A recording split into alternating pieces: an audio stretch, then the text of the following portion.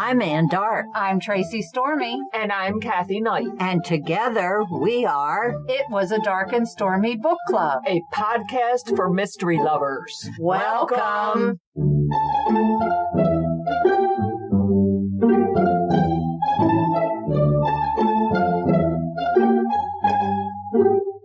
If you enjoy our show, please consider contributing to the Dark and Stormy Patreon. By becoming a patron, you will help us create better and quality content. There are also benefits to becoming a patron, such as exclusive content and Dark and Stormy merchandise. Become a supporter at patreon.com/darkandstormybc. Check our website for the link. We appreciate any and all contributions. Thank you. We are very excited that we are going to attend the National Book Festival in Washington, D.C. on August 31st, and we are excited because some of our favorite authors will be there. Ann Hillerman, Craig Johnson. We're looking forward to sitting in on some of these sessions. Then there'll be book signings, and it is a day full of literature fun. It's Washington, D.C. It's a free event. Be there. Look for us. We'll be wandering around in our little red shirts with our logos on us. If you see us, be sure and come up and say hello. We'd love to hear from our listeners.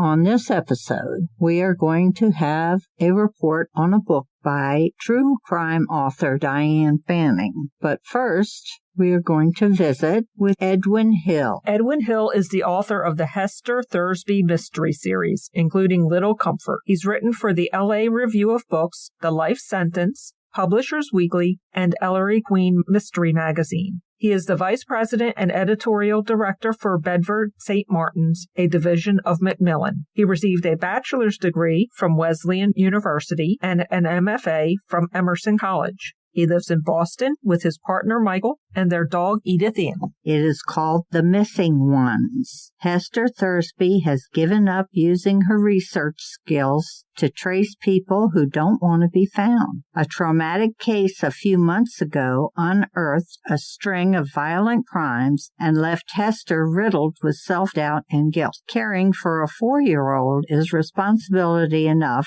in a world filled with terrors that Hester never could have imagined before. Finisterre Island off the coast of Maine is ruggedly beautiful and remote, the kind of place tourists love to visit, though rarely for long. But not everyone who comes to the island is welcome. A dilapidated Victorian house has become home to a group of squatters and junkies, and strangers have a habit of bringing trouble with them. We would like to welcome Edwin. Hi, everyone. Thanks so much for having me today. This book continues Hester's journey with Kate, Waffles, and Morgan. After the horrific things that happened in the book Little Comfort, why do you think she would be so willing to place herself and family into a dangerous situation so soon? One of the things I wanted to explore in this book was sort of the aftermath of trauma, I guess. I mean, Hester goes through some pretty traumatic experiences in the first book, in Little Comfort. She's also someone who's not that great at asking for help from other people, even from Morgan, who's her boyfriend and her most important person in her life. And I think one of the things that she wanted to do after the first book, sort of in the interim between the first book and the second book, was to pretend that everything was okay. Something happens sort of right before the start of this book that sets her on a journey, makes her a little bit paranoid about protecting Kate. And then the inciting incident in this book, which I don't want to talk too much about because it's sort of a major plot point, but the inciting incident in this book is something that she really can't say no to because she's in very protective mode of Kate at the time. Kate winds up coming with her into a situation that I don't think she expects to be very dangerous, but turns out to be dangerous. Though I will say, for people who read the first book, Kate is not placed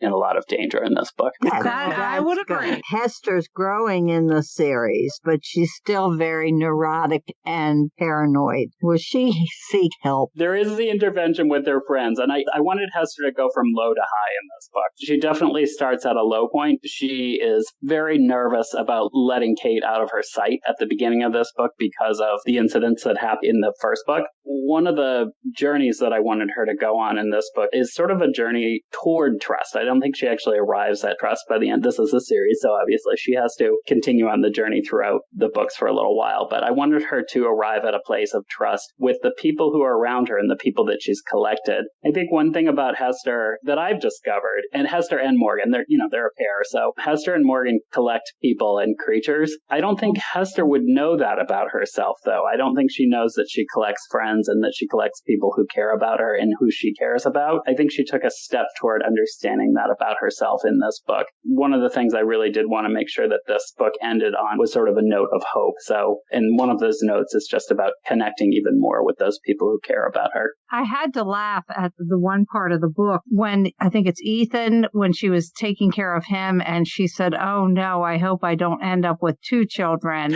And I had to laugh. It kind of reminded me of like a crazy cat lady. Yep. And that was a perfect way to put it. She does seem to collect people to take care of. And they find her even when she doesn't want to find them. Exactly. Will Annie appear in later stories, or is she gone for good? I always tell novels in multiple points of view, third person. And Annie is one of the POV characters in this story. She's probably the main character besides Hester. She is a woman who lives on an island off the coast of Maine. And she's sort of a itinerant person who lives in an abandoned house with some other people. She drives much of the plot in this story. And she's definitely someone, I would add her to a person that Hester would be collecting or someone who Hester would be interested in knowing in the future. So I think Annie will definitely make an appearance in the future books. She won't be in the next one, but she may be in the one after that. Okay. Something to look forward to. I would definitely say that the island of Finisterre was a character in this book. Is it based on an actual island or just in your imagination? Finisterre Island is a fictional place. If anyone's ever been to Monhegan Island, which is off the coast of Booth Bay Harbor in Maine, it's a tiny, tiny little island off the coast of Booth Bay Harbor. It's about 8 miles from the coast. It was an artist colony for many, many, many years. Now there's still a lot of artists there, but it's more like a summer colony. And it's this beautiful island. I think it's about 4 square miles. There are no cars allowed there. There are a few cars, like service people will have cars, but people who live there don't own cars. So you walk everywhere. There are these beautiful paths that you can walk around. When I first started drafting this book, I wanted it to be set on Monhegan Island, and I went out there to do some research. I went and saw the local establishments and yada yada. As I was drafting the novel, a couple things happened, so I decided to make it a fictional place. But the reasons were, number one, actually for some plot points, I needed to change the landscape of the island for various reasons. Because of that, Monhegan Island is such a specific place. It is so small and so specific that if you got one thing wrong, it would be like you'd unravel the entire setting. Once I decided I needed to change the landscape a little bit, I decided I would take whatever I could and whatever I'd learned from Monhegan, but I'd make it into a fictional place so I'd have a little bit more freedom there. It was an interesting way to portray her story. I really enjoyed just the tightness of the island. It just was very well done. Oh, thank you. Thank you. To anyone who's listening, if you like to be in a place where not a ton happens, but it's especially beautiful, Monhegan is a really beautiful place that I'd highly recommend. I've been there several times. It is lovely there. Yeah, it's gorgeous. As Kate ages, will Hester and Morgan settle down and adopt her? Well, that's a big question, right? Because Morgan has a sister. In this series, Morgan's sister is a woman named Daphne, and Daphne has left and abandoned Kate. Morgan and Daphne are twins, and I think he really struggles with this. They would have to sever parental rights for Daphne in order to do that. And it's definitely something that he will need to consider, and of course Hester will need to consider, but that would have to be an enormous step for him to make. As a character, he would definitely see that as a betrayal of his sister. Whether he gets there or not, we'll find out. We didn't find out in this book, but we'll find out in the next couple of books.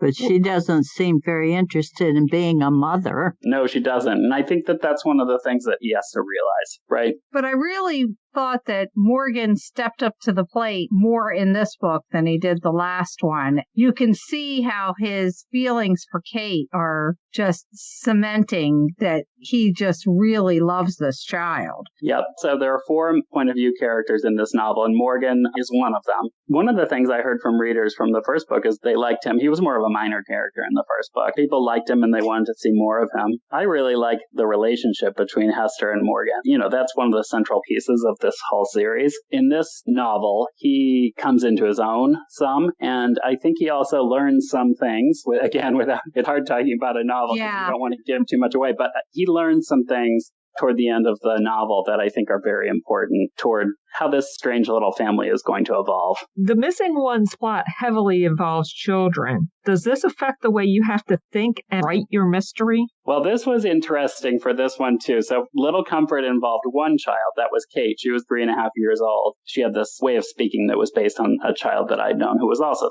years old. When I started this book, it has 3 children. There are 2 boys, and then Kate is also a character, and they're all 4. It was really fun to figure out the differences between 3-year-old children and 4-year-old children. Actually, I put a desperate plea out on Facebook to all of my friends. I said, anyone with a 4-year-old, please tell me what the difference is between 3 and 4-year-old children. So I got some really telling things. And it was important to have specific details about each of the kids because you need to have some shorthand to help tell them apart as you're reading the book so that they don't kind of merge into each other. And so one of the things that I heard from parents of 4-year-olds was that 4-year-olds, their personalities really start to cement and they start to become sort of very interested in certain things. And they all listed off different things that their kids had been interested in. I chose a couple of things for each of the kids to be interested in. So Kate's really into numbers. She and Hester, before the novel begins, as before the story, they've been working on counting and learning numbers. One of the kids is really into bugs. One of my friends said that her son was just obsessed with bugs and would talk about them all the time. And the third one is really into Thomas the Tank Engine, which is I had to laugh. I was wondering where you got your information about the Tank Engine. I had a son that was huge into that. Well, I didn't know anything about Thomas the Tank Engine, so then I had to learn all the characters, get into the head of a 4-year-old who would be really interested in Thomas the Tank Engine. Those are the types of things. So then one of the children does get in some danger, but nothing terrible happens. What were the challenges of basing your mystery on a small island? The challenges were really making sure that the settings felt authentic. Even though I wound up choosing a fictional island, I wanted to feel like anyone who had gone to Monhegan would say, oh, yeah, this seems right. The other thing was just getting all the details right, because there's a lot of police procedure in this novel, and making sure that I got the police procedure right. So how do the state police and the local police and then the island police work together on a crime, and which crimes are they responsible for? And then sort of the comings and goings. I worked with a police officer, Bruce Coffin, who's also a mystery writer, consulted with me on this a little bit. That was super helpful. And just figuring out how, if you have a dead body on an island, who comes to look at it? Who pays to come look at it? And how important is it? One of the things he really emphasized that with all of this winds up being very expensive because it's so far from the mainland. He made it really clear that sometimes the police are just going to use the ferry system to get back and forth. And other times they're going to call in a helicopter. And you really have to know the difference between those two when they would do those different things. To get back to Hester, what do you like best about her and what do you like the least about her? Hester has come out of me, so I love a lot of her. I like how tough she is. I like she's funny. She doesn't really put up with a lot of nonsense from various people. She's smart. She can hold her own in just about any situation, which we've seen now in 2 novels. And I guess what I would like to see her do more of is, even though this provides some of the tension in the novel, again, she's moving toward trusting people, right? I think one of the things that happens at the end of this book is that Morgan and Hester are in a relationship that's based on love, but it's not necessarily based on honesty. One of the things that they have to move toward in the next couple of books is move toward honesty and move toward really being able to tell each other things that they don't necessarily want to. So Hester sort of keeps things to herself. Morgan keeps things to himself, which I think was one of the things that we saw in this book because he was a POV character this time. Some of those things are going to come to a head in the 3rd and 4th books.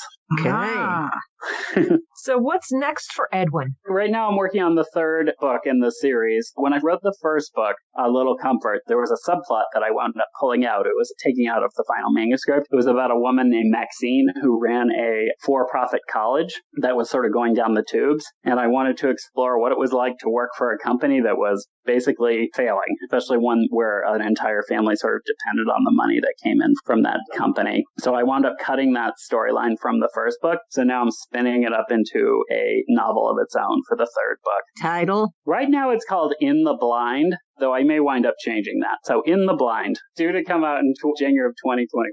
Oh, okay. So we got a little bit of time to wait. Yep. Now that we are done the question part, I have to tell you that as much as I loved Little Comfort, I didn't think it was possible, but the missing one blew it away. Oh, thank you. Loved it. Oh, it's wonderful. Oh, you made my day.